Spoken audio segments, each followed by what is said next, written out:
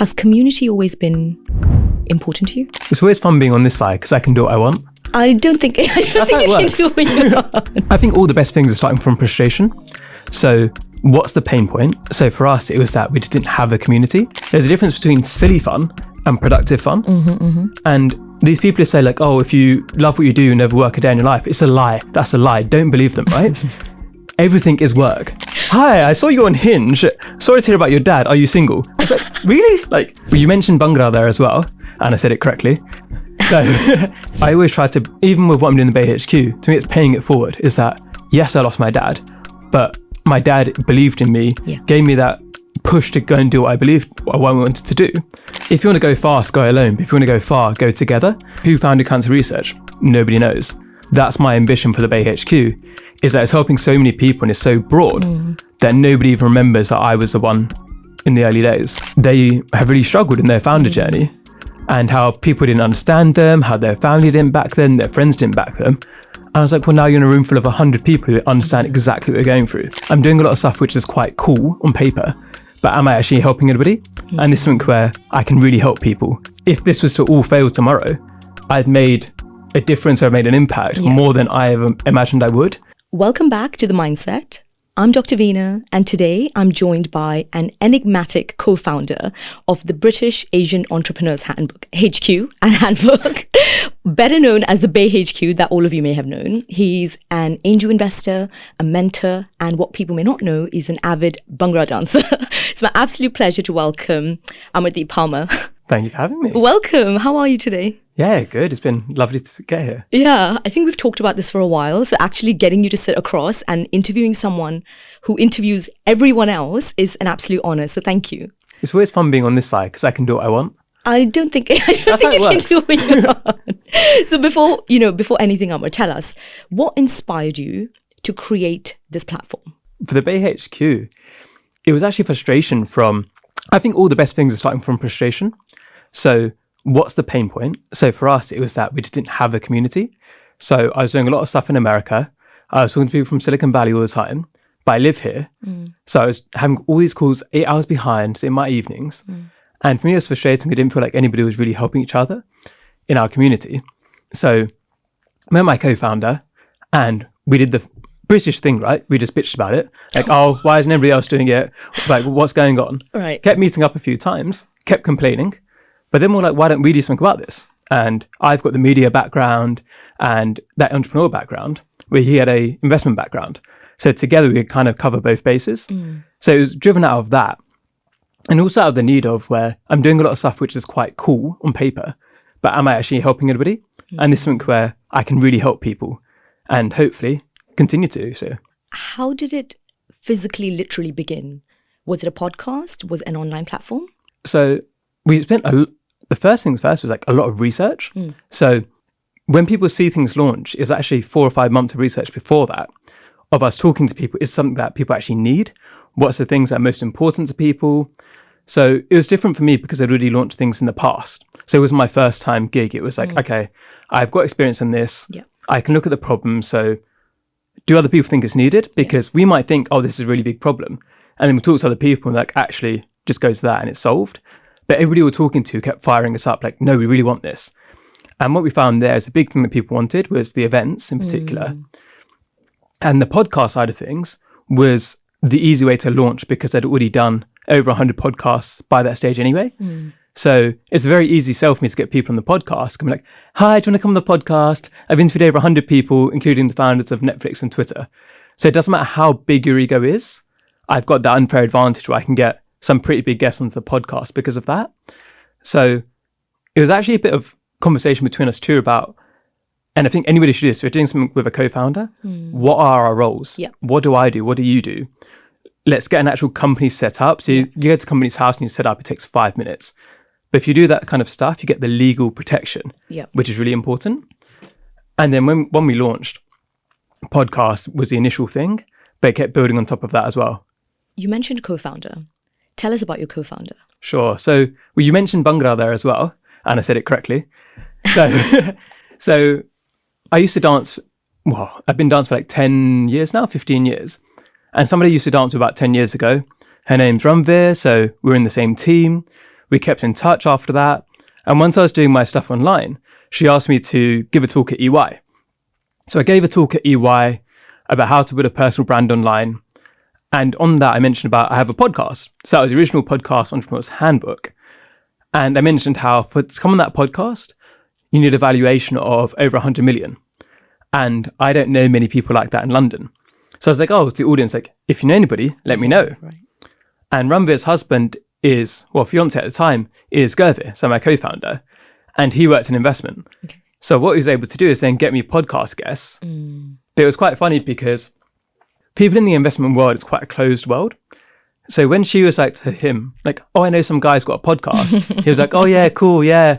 Cool story. Yeah, exactly. And then once he kind of checked me out a bit and realized who had had in the past, like, actually, I do want to talk to this guy. Okay. But that's where it all started from. And I think so much of everything that I've done in my life has been so just talk to people and they might know somebody who knows somebody, but you don't know that unless you just talk to people for the sake of getting to know them. Yeah, but I also think it's having the stamina to keep those relations going. The fact that you danced with Ranveer, but you kept that connection, and now she was the opening door or the connection point. Is it good to have a co-founder in your particular situation? Has it been good for you? So I guess the elephant here is that, so during the summer, my dad passed away. So we were planning to launch the week after my dad passed away originally. So obviously it got pushed back for obvious reasons. Yeah. And having a co-founder just meant that it wasn't all on me. Yeah. There's somebody to share that burden with. And even when it comes to bouncing off decisions, right? Because if I don't want to make a decision to somebody straight away, I'm like, we've got to talk to my co-founder. Or I've got to check with him, even if it's actually my responsibility. It's like parenting, isn't Exactly, it? yeah. Ask dad, ask mom. Yeah, exactly. So it helps you out in that Yeah. way. Whereas it is a bit of a nature, because I'm the face of the brand, a lot of things come into me.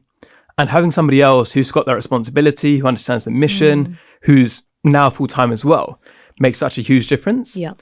It's, what's the old phrase? It's that if you want to go fast, go alone. But if you want to go far, go together.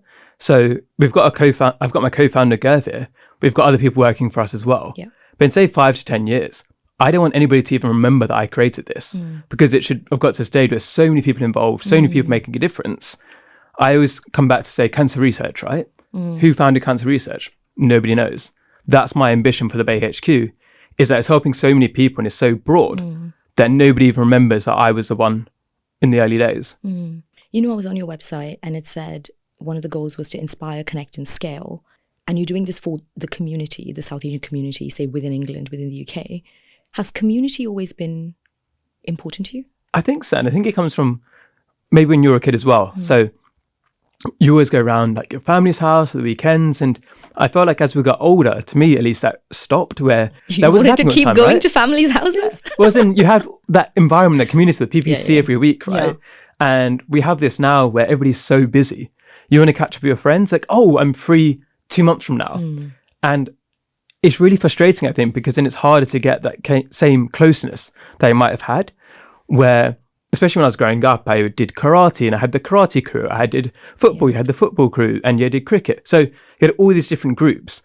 Whereas an adult, over time, that kind of just drifts away. Dance is a really good way of having that community as well. But what I found for me is that a lot of the classes I used to go to, they then weren't happening anymore, or some of them were West London, so I had to travel really far, which made it less convenient. And being a founder, so I'd already quit my job in June 2021, is very lonely, because there's so much pressure on me that a lot of people don't really understand. And I don't want to have to explain that to my other friends, because you want to have your friends to just have a laugh with, right? But then you do need those other people who do understand your struggles and what you're going through, and because it all looks very shiny from the outside, but when you've got other people around you who know what you're going through. And even at some of our events, it's a common thing that came up where a lot of people said they have really struggled in their founder journey, and how people didn't understand them, how their family didn't back them, their friends didn't back them. And I was like, well, now you're in a room full of 100 people who understand exactly what you're going through.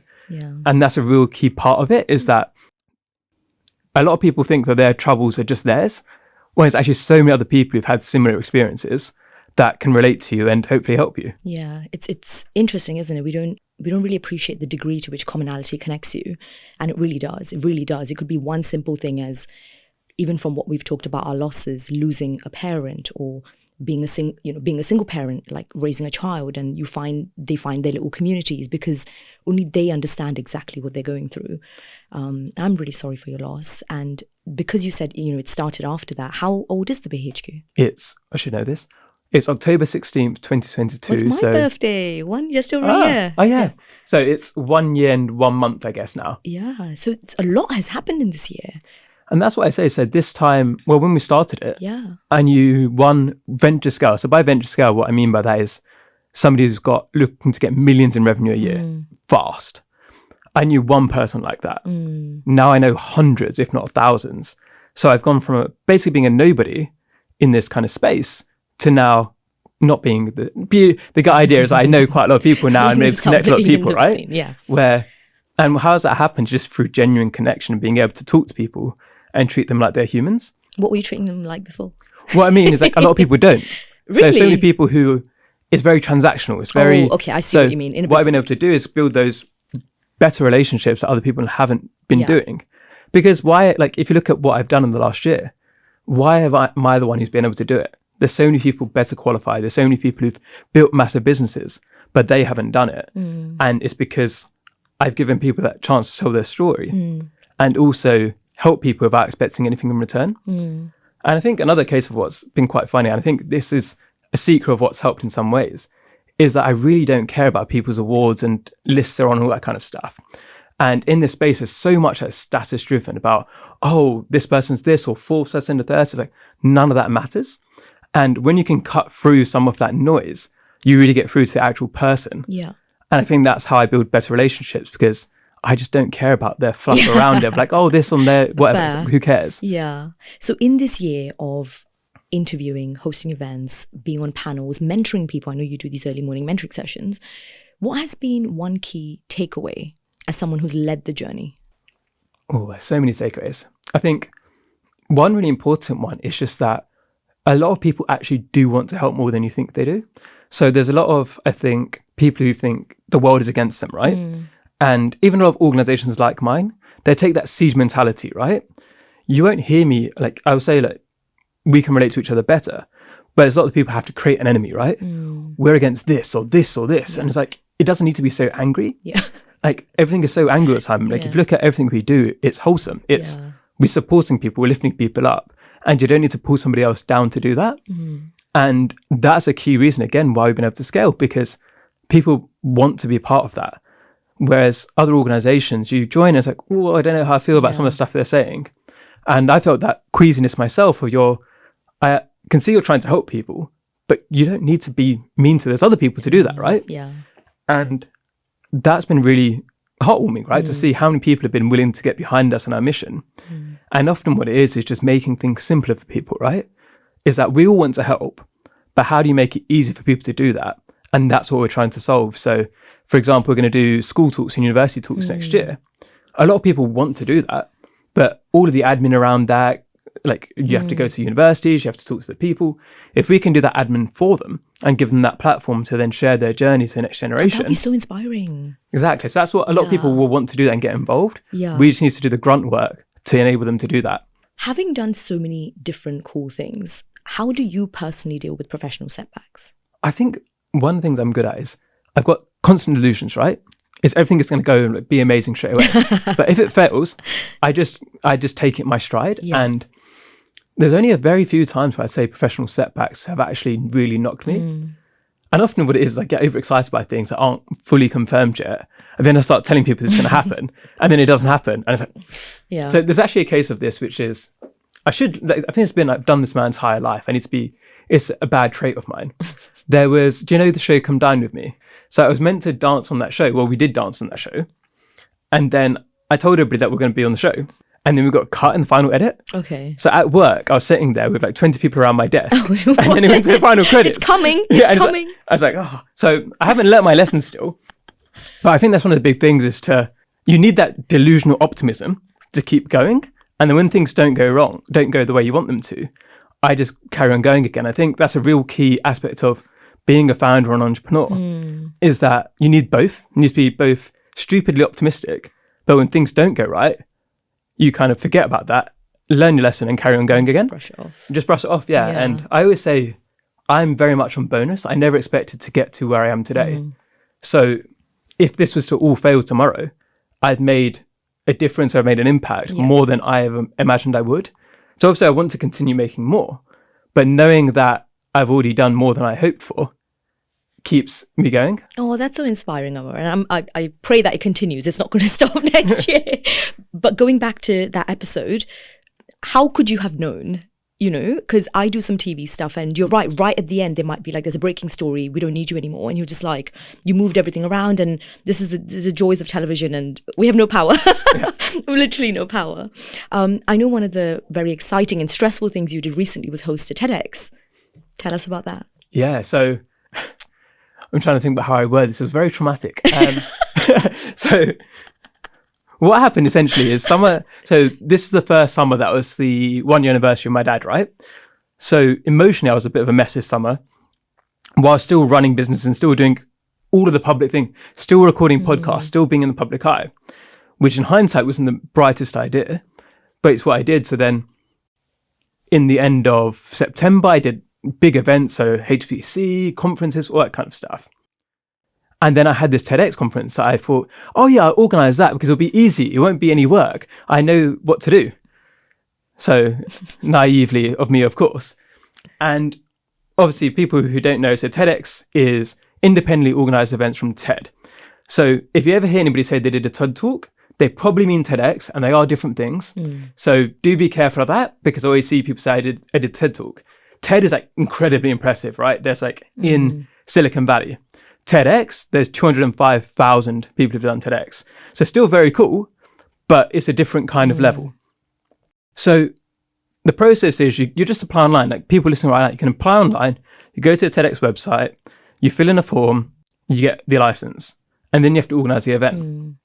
And when I do normal events for the Bay HQ, I'm using a venue, they're doing a lot of the work for me. It's a less under my control. This is so many stakeholders, right? So you've got sponsors, you've got the speakers, you've got the audience, you've got people who want to help out, the volunteers, and juggling all of that while also doing the Bay HQ and the Entrepreneur's Handbook was a real nightmare in the end. And everything on the day went great. So I should really talk about it better than I do, because everybody loved the event. No, we got it's the your feedback. honest experience. The NPS score was really good, like 85, whatever it was. And the speakers were incredible. They all did their job. But I couldn't enjoy the event because I was like, is this going to go wrong? Is lunch here? Oh, this person hasn't turned up. Oh, where's this speaker? So it was a weird one where the audience really loved the event, whereas I was very stressed out. And I think what it was, it came at the end of that summer where I just really needed a break. And being that crunch person for that event was just, in hindsight, not the best idea. But if it gets, so the video should be going up soon, and then we can get the license to do another event. And there's a lot of lessons I can take away from that and make the next one better. So great event and a great challenge. But if you are going to try to organise one, anybody listening, make sure you do really think about the timings. And also I'd say get the team together before you start doing it, of who's going to help you in the different areas. Because once you announce it, it's very exciting. People are very enthusiastic. But sometimes it's a volunteer thing, right? So people are busy with other stuff. And if your volunteers are busy, and I'm the one who's ultimately responsible for the event, who ends up doing quite a lot of the work? This idiot. So make sure you've got a team behind you. Don't think you're just going to do it all. Like, there's actually quite a lot of work that goes into it. But then the payoff, and the audience is happy, the speakers are happy, is worth it. Yeah. You know, you kindly shared how hard it was emotionally dealing with everything. Did you have enough outlets, or did you just choose not to engage in those outlets? I think so. One of the promises I made to myself before my dad passed away, before my dad was even in hospital, was that I'm never going to lie about how I'm feeling. So if you ask me how I'm doing, you're going to expect a proper answer, because I don't lie about that.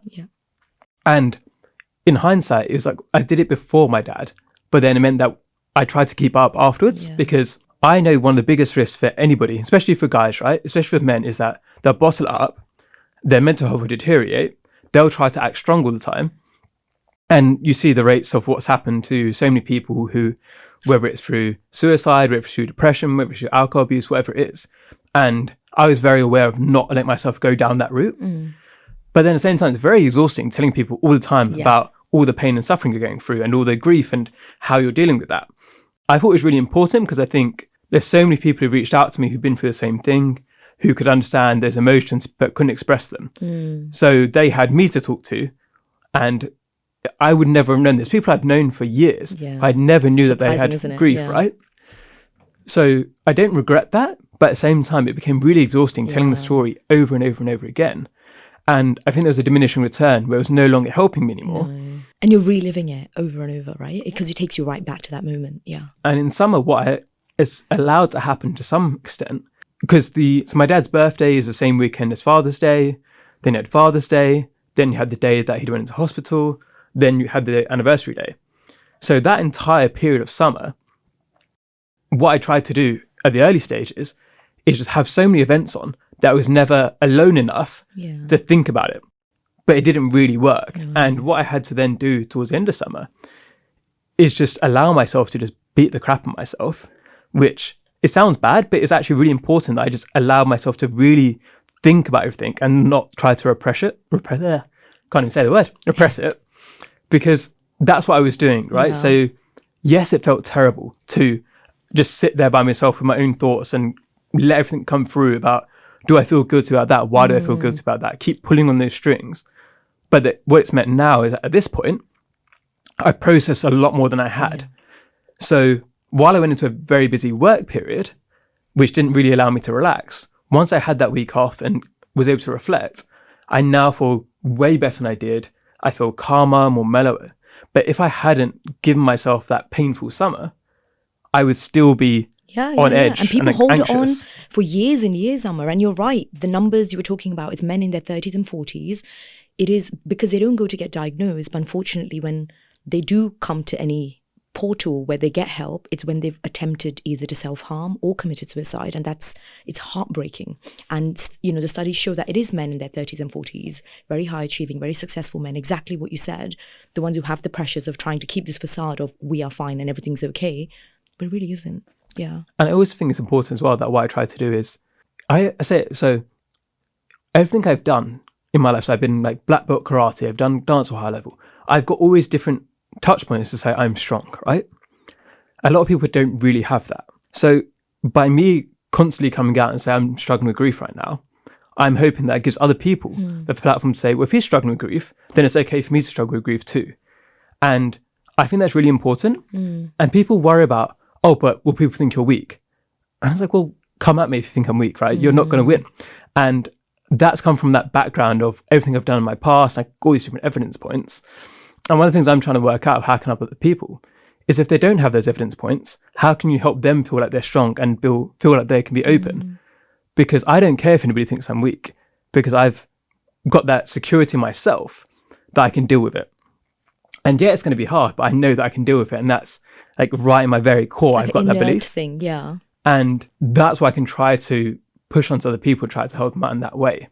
But I always say, it's like, if anybody tries to take advantage of you or thinks you're vulnerable, so going to take their piss in that way, then you'll just get to learn about them, right? I'd rather learn That's true. That is true. Than pretend to be strong. You see a lot of different sides to people when you're going through vulnerable situations. And when you come out of it, you look back and think, did they really just take advantage of me there? So that is a very good point, actually, that people don't realize. And you've seen the funny screenshots as well. People were immediately after, where they're like, hi, I saw you on Hinge. Sorry to hear about your dad. Are you single? I was like, really? Like, a week after? A week, they saw it as an opening, Yeah, so it's interesting to see how different people's minds work in that way. Yeah. I mean, I'm sure that brought you a few laughs. Like, Hinge was like opening up more doors. But I also think there's not one formula for each person. Everyone is so different. And exactly what you said, a lot of people throw themselves into work and may then process it afterwards. Or some people do it the other way around. Because I got a lot of that as well, of why are you doing so much? Why don't you reflect? Why don't you sit and relax? And if you've never been that type of person before, it's alien to you. I've never just sat there thinking for hours. It's just never been me. And you have to stay true to yourself, I think. I think, like you said, it comes out to understanding yourself, is that the nature of what I do is public. Yeah. I thought if I didn't go back to it, then, because I was getting increasingly socially anxious, right? Yeah. And what people maybe don't know about me is that when I was younger, I was very shy. I didn't have the kind of confidence that I do now. I thought that if I didn't go back to things fairly quickly afterwards, that fear would just keep growing inside of me and I would never be able to do what I do again now. So in hindsight, like I did this recently where I looked through some of my old WhatsApps from around that time and I was reading it, like, what the hell was I doing? Why didn't I give myself more time and space? Yeah. But in that flux, that chaos of that time, it's really hard to think straight. Absolutely, Parmar. You also have to have compassion with that version of yourself. You just lost the crux of your life, the man who was everything to you. So we have to be kinder to ourselves when we look back at those versions, right? And not be hard. Because I did that too. Like, what was I thinking? Why did I do this? Afterwards, you learn you have to be kind. Because if you can do it for others, why can't you do it for yourself? But exactly what I mean is that I should have been kinder to myself at that point. Yeah. Where I threw myself back into work so quickly. Yeah. And I wish that I'd been kinder to myself back then and more compassionate.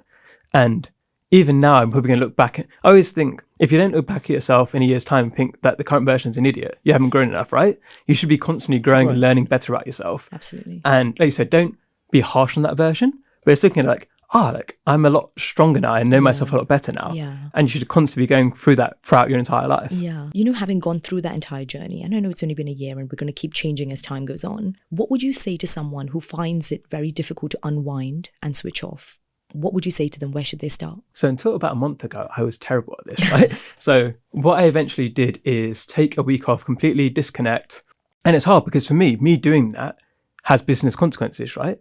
Is that I'm supposed to be accessible. People always message me. People want this from me, that from me. But if I wasn't taking that time out, I'm going to be less and less useful. And it's also, do I want to work with people who don't have that compassion to give me a week off? So one of the things I did really early on is listen to comedy shows.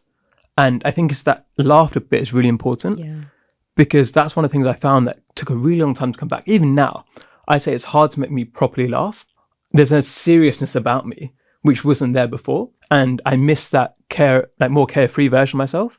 So looking for opportunities to just laugh, and it can be stupid. It doesn't have to be, I think everyone tries to be so productive all the time. And people say to me, for example, oh, you must love what you do. So there's a difference between silly fun and productive fun. And these people who say like, oh, if you love what you do, you never work a day in your life. It's a lie. That's a lie. Don't believe them, right? Everything is work. You have to be able to have a release where you can just be stupid and it doesn't matter and you just relax.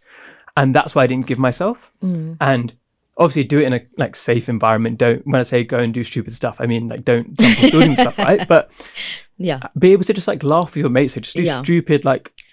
But then I think when you've gone through something that hard, I think at the beginning you feel guilty when you laugh. You're like, why am I laughing? Why am I happy? Yeah. But at the end of the day, the person you lost, what would they think, right? Would they be like, oh, I want my person that I love to never laugh again? Of course not, right?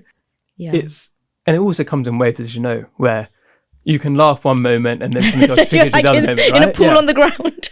And it's one thing I found crazy was, so one of my favourite films before from Marvel used to be Black Panther. And in Black Panther, what happens? His dad dies and they have a big emotional conversation. It's like, that film is now ruined for me. Yeah, no. And it's really frustrating. It's just, I never thought, you never realise these things until it happens to you. Yeah.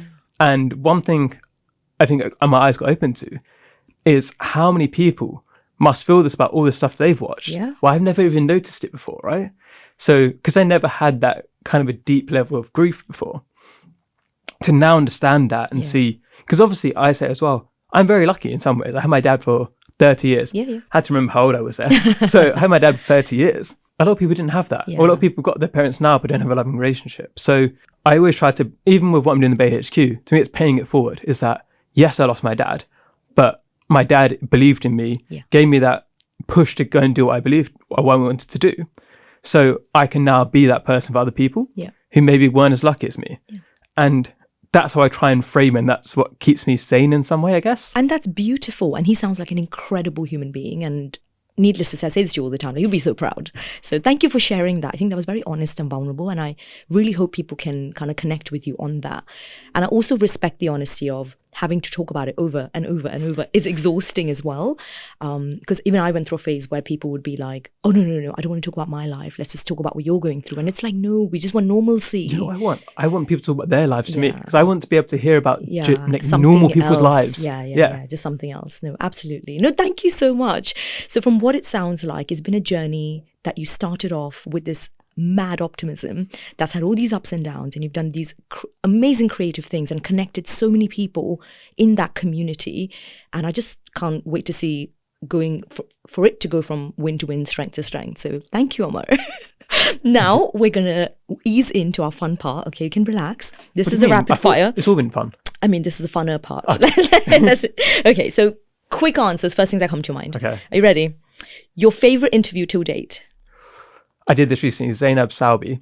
So she is the founder of Women for Women International, and she's helped 500,000 women refugees across the world. Why was it your favorite? I think I've interviewed so many successful entrepreneurs and people like that, but she's the world is a better place for so many people because of that. And it kind of just showed me the levels of what impact could be made over somebody's lifetime. Absolutely. That is like impact at scale. The toughest question someone's ever asked you? This one. I still want to hear which was the toughest question. I had a good answer to that. Okay. I think now I'm pretty good at it, but before it used to be, because of that confidence, when people would ask the whole thing about, I guess it's like, how do you really feel, right? And this is probably from when I was younger. Now I can answer that easily. But when I was younger, I really struggled with that, right? Because you don't want to say, I'm not feeling good. I love that. That's so honest. Yeah, that's actually a very good answer. Your biggest lesson this year? I think it comes down to resilience of how we're capable of so much more than we think we are.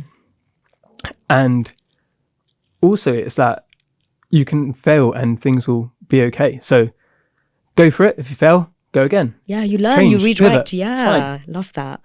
Your go-to comfort food? Cookies. What? I thought it was something savory. No, cookies. That was the quickest answer. Yeah, cookies. Okay. Your favorite social media platform? Now it's LinkedIn more. Okay. Does that count as social media? There's a profession. Wait, what counts Amar as social media? uses LinkedIn as social media. That tells you.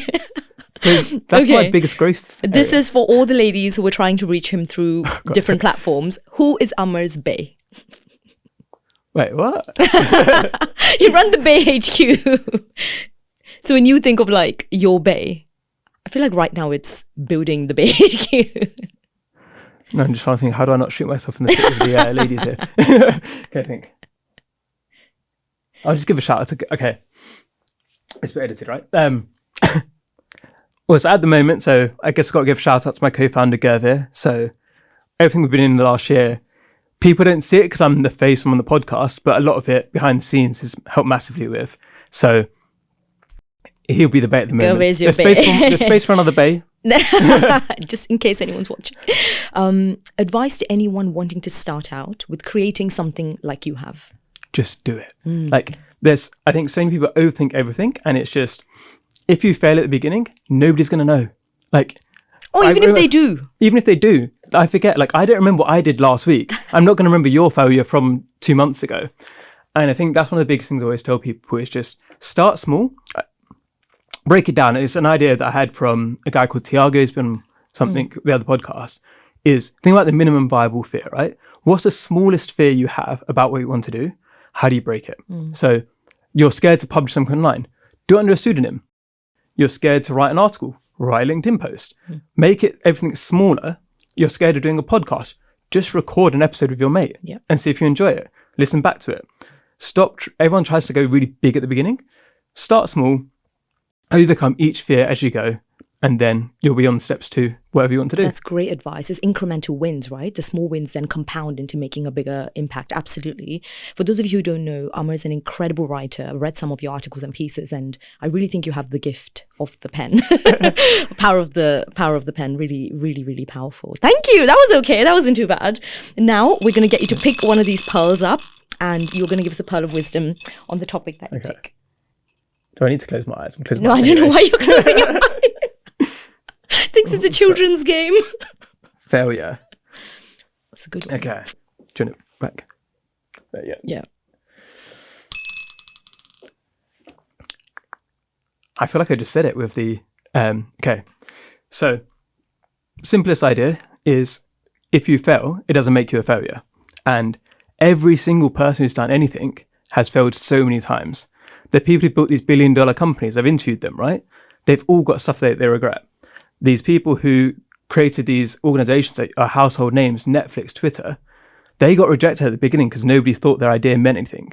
So failure is just a part of succeeding. And there's nobody, I haven't met anybody at all who's got to where they want to be without any setbacks. So you can see a failure as that's the end, or that's a new piece of information. Okay, cool, take that on board. Let's carry on going. And that's really up to you, because at the end of the day, nobody actually cares about your failures. That's actually very, very succinct and put together. I think this is really going to help a lot of people. Amar, thank you so much. Right at the end, before we close, I asked the guests if you want to ask me one question. If there's anything you want to ask?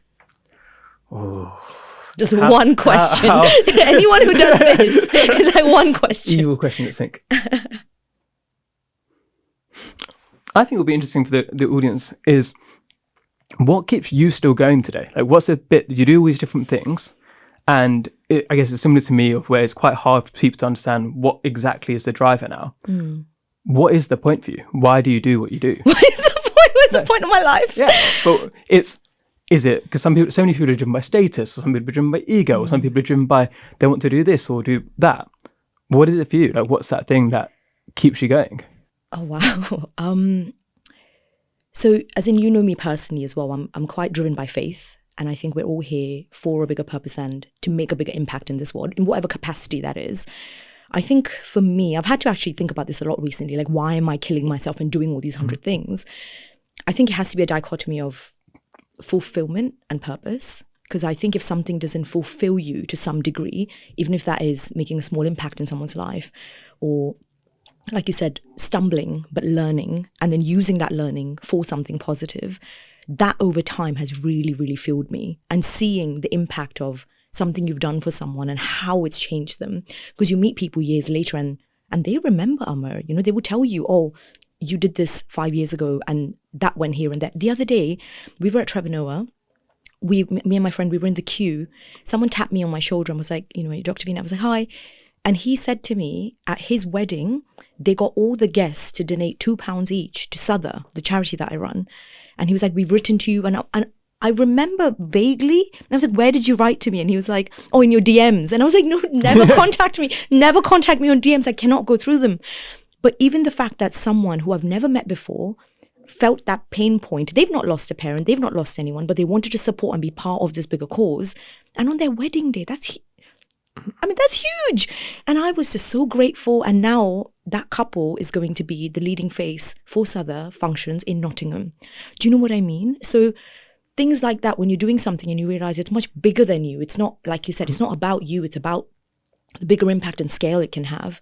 I think that's what drives me. And I think excitement and fun, because it can't just be dire work. It has to be, I think if you bring fun to what you're doing, it fulfills you and you grow. And you're reminded daily about that sense of purpose. I think that's what it is. Yeah. I love what you said there as well, because I think so much is about what's the impact that you don't even see. Because sometimes I think people give up because they don't get immediate feedback. Yeah. But if you're just putting good stuff out into the world, you don't know what impact you're having on people. And a lot of people won't even try to DM you, right? They might have tried to make a difference, but you'd have impacted them. And not everybody is confident enough to reach out to somebody. Yeah. And you've still help them in some way. Yeah. So it's all that difference you've made without even knowing about it. Yeah, I'd like to think so. As in, don't get me wrong, I'm flawed. We all have our setbacks, but with the intentional work you're trying to do and put out there, the odd time when someone comes up, it is a very, I still haven't found the adjective. It's a very surreal moment to know someone connects and want to go further. So I think that's really good. Yeah. Thank you. That was a really good question. Guys, I hope this episode has shed some absolute pearls for you. If you'd like to get in touch with Amar, with the Bay HQ, or would like to give us any feedback about today, please feel free to write to us. I'll leave all our contacts below. Amar, it's been such a pleasure. Thank you so much for coming on this episode for season 2. Yay! Thank you. It's been... can't reach you. Trying to take out the microphone. Thank you so much. Cool.